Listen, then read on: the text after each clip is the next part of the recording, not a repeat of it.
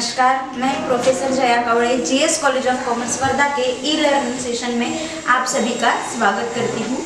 आज का हमारा लेक्चर है BCom final year Hindi medium के लिए फाइनेंशियल अकाउंटिंग।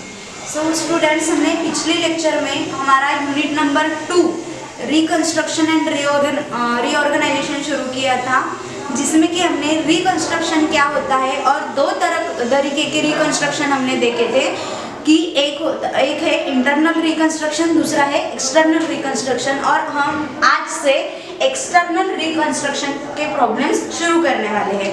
तो एक्सटर्नल रिकंस्ट्रक्शन ये जो है वो अमलगमेशन और एब्जॉर्प्शन की तरह ही है, जिसमें आपको एक ही कंपनी रहेगी और वो कंपनी अपनी खुद की कंपनी बंद करके दूसरी कंपनी का निर्माण करके वो नई कंपनी के नाम से अपना बिजनेस आगे चलाती है। तो इस तरह से होता है एक्सटर्नल रिकंस्ट्रक्शन। अब इसी के प्रॉब्लम हम आगे चल के देखेंगे।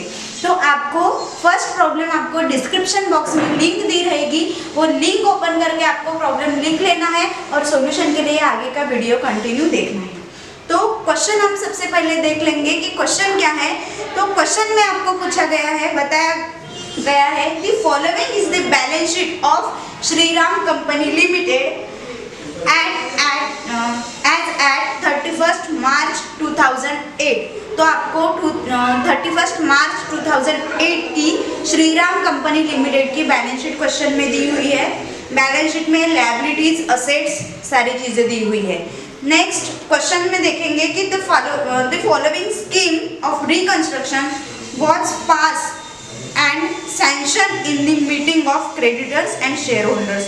क्रेडिटर्स और शेयर की मीटिंग में फॉलोइंग मीटिंग्स में वो जो दी गई चीज़ें हैं वो पास हो गई है। तो फर्स्ट उसमें बताया गया है the new company to be form called Bharat company limited. नई कंपनी जो फॉर्म होगी, मतलब जो श्रीराम कंपनी थी वो श्रीराम कंपनी बंद होके नई कंपनी फॉर्म होगी जिसका नाम होगा Bharat company limited, with an authorized share capital of ₹5 lakh divided in 50,000 equity shares of ₹10 each। तो उसका ऑथराइज शेयर कैपिटल जो है वो 5 लाख रुपीस रहेगा और जो इक्विटी शेयर्स कितने रहेंगे उसके तो 50,000 इक्विटी शेयर्स ऑफ ₹10 each। ये हमें ऑथराइज शेयर कैपिटल अगर हम नई कंपनी की बुक्स में बैलेंस शीट बनाते हैं तो उसमें हमें काम में वो आएगा।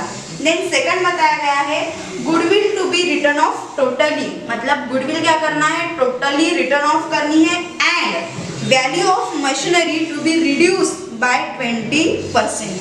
तो मशीनरी की जो वैल्यू है जो बैलेंस शीट में दी गई है उसको हमें 20% रिड्यूस करना है, 20% कम लेना है। मतलब ये क्या है कि रिवाइज्ड वैल्यू हमें मशीनरी की बताई गई है।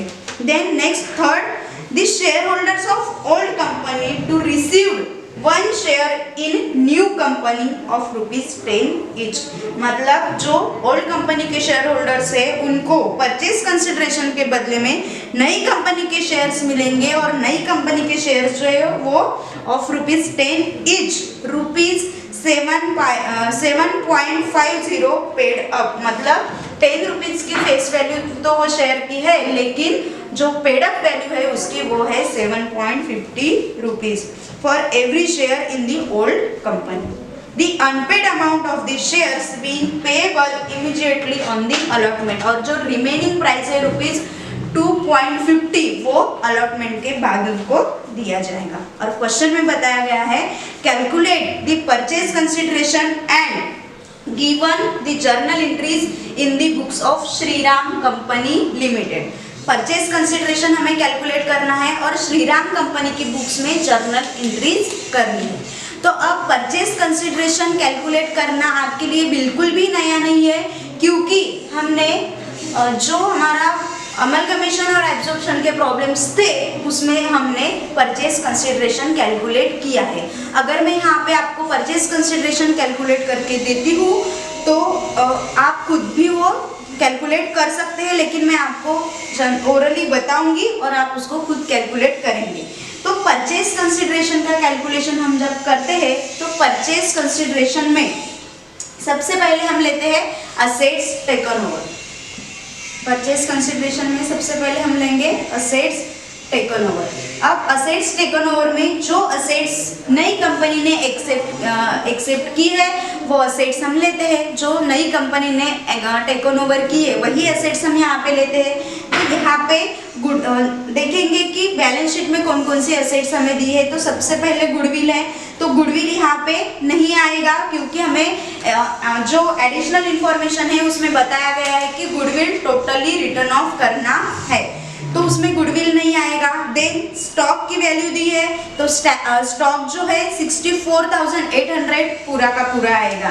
देन उसके बाद है बिल्डिंग 2,04,000, वो भी जैसे कि वैसे ही आएगा 2,04,000। देन उसके बाद है मशीनरी, तो मशीनरी का क्या बताया गया है, तो मशीनरी 20% लेस लेना है, तो हम मशीनरी में से 20% लेस करेंगे। मशीनरी की अमाउंट क्या है 96,000, तो 20% लेस करते हैं तो वो हो जाता है 19,200। तो 96,000 में से 19,200 लेस कर दो तो मशीनरी की प्राइस आएगी 76,800, तो हम मशीनरी की प्राइस लेंगे 76,800। देन उसके बाद में है डेटर्स, तो डेटर्स की वैल्यू हमें एडिशनल मतलब जो रिवाइज्ड वैल्यू है वो बताई नहीं है, तो हम जैसे कि वैसे ही उसको लेंगे, तो वो है 54,000। टोटल हम करेंगे तो हमें टोटल असेट्स टेकन ओवर मिलेगा 3,99,600। देन उसमें से लेस करते हैं हम लायबिलिटीज एक्सेप्टेड, तो यहाँ पे लायबिलिटीज जो है एक्सेप्टेड क्या है वो बताया नहीं है, लेकिन जो वही कंपनी आगे कंटिन्यू होने वाली है तो वहाँ पे जो सन्ड्री क्रेडिटर्स नाम की लायबिलिटी है वो आगे कंटिन्यू होगी, तो हम उसमें लायबिलिटीज एक्सेप्टेड में लेस करेंगे sundry creditors 1,29,600।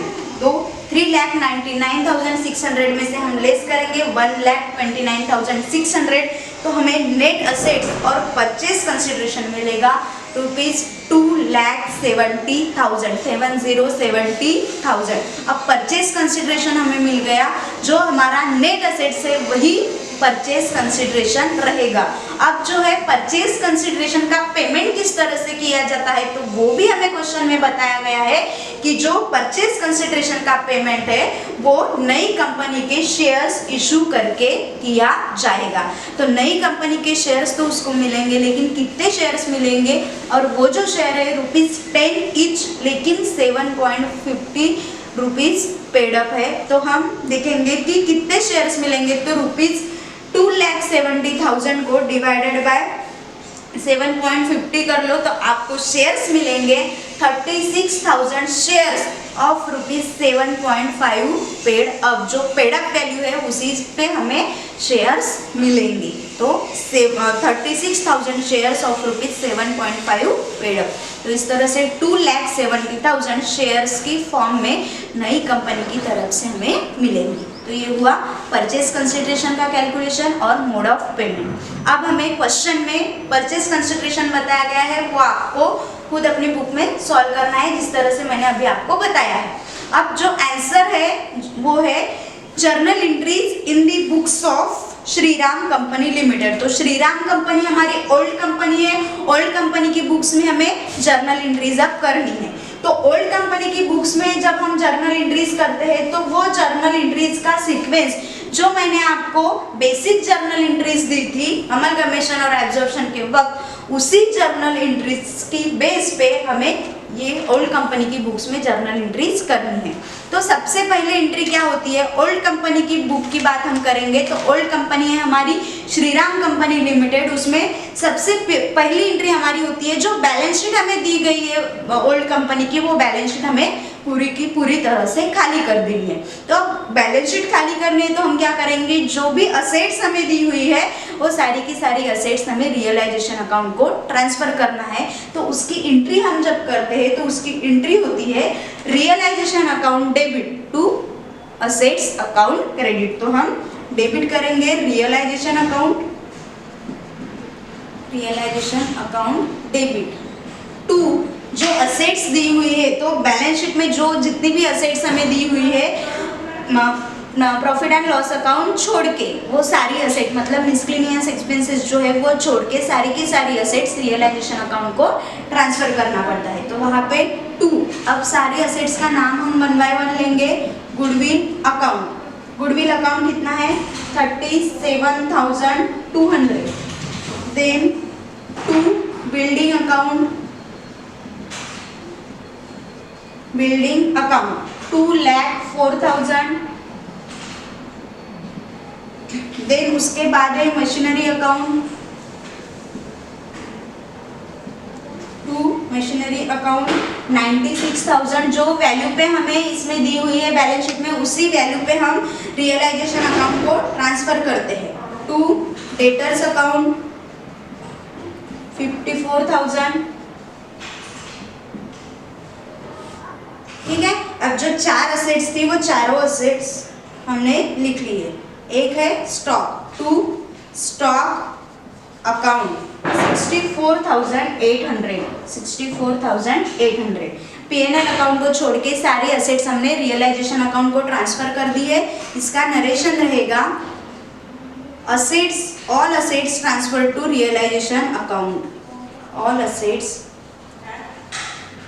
Transfer to realisation account, all assets transfer to realisation account. Total मिला के रियलाइजेशन डेबिट हो जाएगा 4,56,000, 4,56,000। फर्स्ट एंट्री हमारी हो गई है।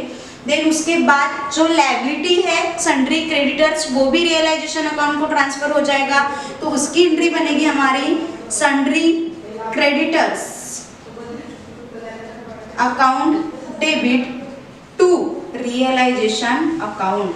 रियलाइजेशन अकाउंट के क्रेडिट साइड में जाएगा सन्ड्री क्रेडिटर्स। कितना अमाउंट है 1,29,600, 1,29,600। यहाँ पे हम नरेशन में लिखेंगे बीइंग सन्ड्री क्रेडिटर्स और liabilities transfer to realisation account. ठीक है, अब असेट्स ट्रांसफर हो गई रियलाइजेशन अकाउंट को और लायबिलिटी भी ट्रांसफर हो गई। उसके बाद जो है असेट साइड में P&L अकाउंट दिया हुआ है, तो वो हमें शेयर होल्डर्स अकाउंट को ट्रांसफर करना है। तो उसकी एंट्री क्या बनेगी, तो जब हम P&L अकाउंट का बैलेंस जो है वो शेयर होल्डर्स अकाउंट को ट्रांसफर करेंगे तो शेयर होल्डर्स अकाउंट डेबिट हो जाएगा और वो असेट्स का अकाउंट क्रेडिट। तो यहाँ पे एंट्री रहेगी share holders account debit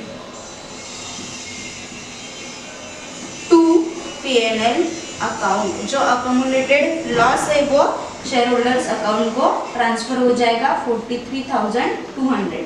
narration लिखेंगे being accumulated loss transfer to shareholders account।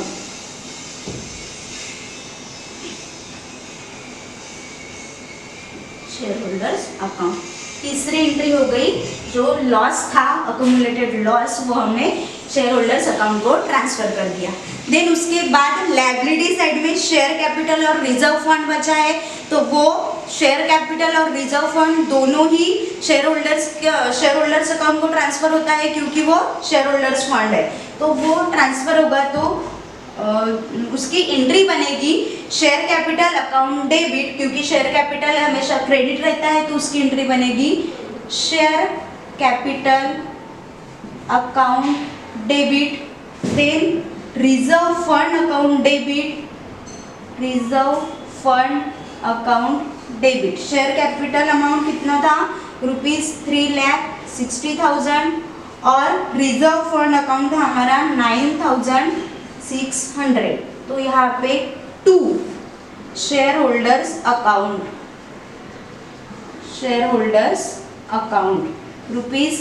₹3,69,600 share holders account को ट्रांसफर हो जाएगा। और यहाँ पे जो नरेशन रहेगा being share capital and fund reserve fund transfer to share holders account. Clear. अब जो बैलेंस शीट थी वो बैलेंस शीट की सारी चीजें हमने रियलाइजेशन और शेयर होल्डर्स अकाउंट को ट्रांसफर कर दी। देन उसके बाद में जो एंट्री की सीक्वेंस में एंट्री होती है वो होती है परचेज कंसिडरेशन रिसीवेबल की एंट्री, और देन उसके बाद रिसीव्ड की एंट्री। तो परचेज कंसिडरेशन रिसीवेबल की एंट्री क्या होती है हमारी, जिससे हमें परचेज कंसिडरेशन लेना है उसका अकाउंट डेबिट और रियलाइजेशन अकाउंट क्रेडिट। तो नई कंपनी के नाम से डेबिट हो जाएगा, नई कंपनी का नाम है Bharat company limited, account debit to realisation account, to realisation account. कितना है रुपीज 2,70,000। परचेज कंसिडरेशन का अमाउंट हमारा है 2,70,000। तो यहाँ पे नरेशन बनेगा हमारा being PC receivable, being PC receivable. तो पांचवी एंट्री हो गई पीसी रिसीवेबल। देन उसके बाद जो एंट्री होती है वो पीसी रिसीव्ड की। अब जिस फॉर्म में पीसी रिसीव्ड होगा उसका अकाउंट डेबिट होगा और क्रेडिट क्या होगा, जो भारत कंपनी लिमिटेड है उसका अकाउंट क्रेडिट हो जाएगा। तो यहाँ पे डेबिट में कंपनी का नाम आएगा, डेबिट में सॉरी शेयर्स का नाम आएगा, क्योंकि शेयर के फॉर्म में हमें परचेज कंसिडरेशन मिलने वाला है। तो यहाँ पे एंट्री बनेगी shares in Bharat company limited, shares in Bharat company limited account debit. Shares कितने रुपए के मिलेंगे हमें, 2,70,000 के, क्योंकि जितना हमारा परचेज कंसिडरेशन है उतने अमाउंट के शेयर्स हमें मिलेंगे। Shares in Bharat company limited account debit to Bharat company limited, to Bharat company limited 2,70,000। जब उसको उससे पैसे अमाउंट हमें लेनी थी तो उनका अकाउंट डेबिट हो गया, अब उनकी तरफ से हमें पीसी रिसीव्ड हो गया तो भारत कंपनी लिमिटेड का अकाउंट क्रेडिट हो जाएगा। नरेशन रहेगा being PC received, being PC received. अब जर्नल एंट्रीज की सीक्वेंस में जो पीसी रिसीवेबल था, रिसीव्ड था, वो हो गया। अब जो एंट्री हमारी बचती है वो होता है रियलाइजेशन अकाउंट का। जो प्रॉफिट या लॉस होता है तो वो प्रॉफिट और लॉस हमें शेयर होल्डर्स अकाउंट को ट्रांसफर करना पड़ता है। तो अब रियलाइजेशन अकाउंट का प्रॉफिट लॉस हम कैसे फाइंड आउट करेंगे, तो रियलाइजेशन अकाउंट हमें बनाना पड़ता है। तो रियलाइजेशन अकाउंट या चाहे तो हम रफ में भी बना सकते हैं या हम जर्नल एंट्रीज के साथ साथ उसको जर्नल एंट्रीज को जितनी जगह लगती है उतनी जगह छोड़ के हम लास्ट में भी रियलाइजेशन अकाउंट बना सकते हैं। तो जिस तरह से हमने जर्नल एंट्रीज बनाई है उस तरह से मतलब जैसे जैसे जर्नल एंट्रीज हमारी बनी है तो रियलाइजेशन अकाउंट हम साथ में बना लेंगे, और जैसे जैसे रियलाइजेशन अकाउंट की एंट्री आती है वैसे वैसे हम वो अमाउंट रियलाइजेशन अकाउंट में डाल सकते हैं या पोस्टिंग कर सकते हैं उसकी। तो रियलाइजेशन अकाउंट आप बनाएंगे, रियलाइजेशन अकाउंट जब आप बनाएंगे तो रियलाइजेशन अकाउंट का एक फॉर्मेट दें। जो फर्स्ट एंट्री हमारी बनी है वो रियलाइजेशन अकाउंट में जाएगा। रियलाइजेशन अकाउंट डेबिट हुआ है और असेट्स का अकाउंट क्रेडिट हुआ है, तो रियलाइजेशन अकाउंट के डेबिट साइड में सारी की सारी असेट की नाम से रियलाइजेशन अकाउंट डेबिट हो जाएगा। तो कुल मिला के जो गुडविल है 37,200, building 2,04,000, machinery 96,000, debtors 54,000 and stock 64,800। ऐसे टोटल रियलाइजेशन अकाउंट डेबिट हो जाएगा 4,56,000 से। देन उसके बाद लायबिलिटी है वो भी हमने रियलाइजेशन अकाउंट को ट्रांसफर की है। तो रियलाइजेशन अकाउंट के क्रेडिट साइड में जाएगा सन्ड्री क्रेडिटर्स अकाउंट 1,29,600। ठीक है, दो पोस्टिंग हो गई। डेबिट साइड में 4,56,000 और क्रेडिट साइड में 1,29,600। देन उसके बाद में रियलाइजेशन अकाउंट कहाँ आया है तो वो हम देखेंगे। तो पांचवी एंट्री में जब पीसी रिसीवेबल की एंट्री हमने की है उसमें रियलाइजेशन अकाउंट का नाम आया है।